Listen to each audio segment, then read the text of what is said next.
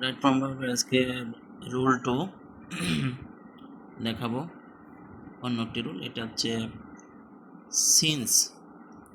সিন্সের অনেকগুলো অর্থ আছে, বিশেষ করে যখন বোঝায়। সিন্স মানে যখন বোঝায়, কখন বোঝায়।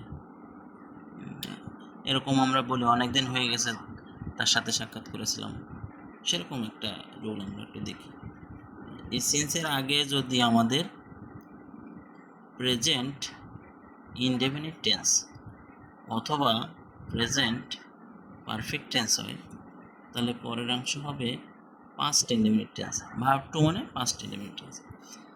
আর সিন্সের প্রথম অংশে যদি আমাদের পাস্ট ইনডেফিনিট টেন্স হয়, তাহলে পরের অংশ হবে আমাদের had plus verb 3।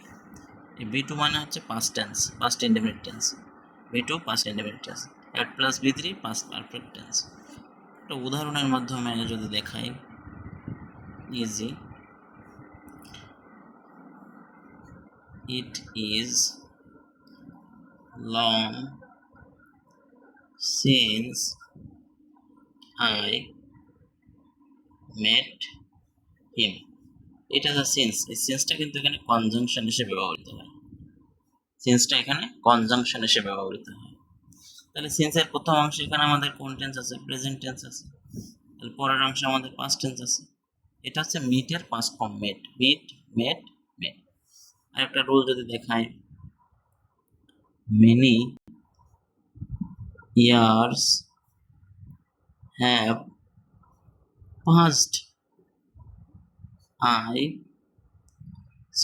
since I met him।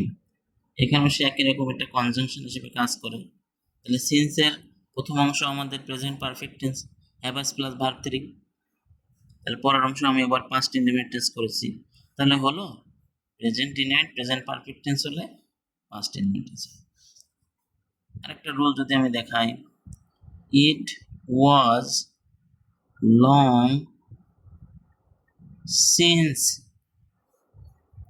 I had seen her last। তাহলে সিন্স এর আগে পাস্ট টেন্স আছে, পাস্ট ইনডেফিনিট টেন্স, পরে আমাদের past perfect tense, had plus V3। এটা হচ্ছে আমাদের সিন্সের রুল। Thank you.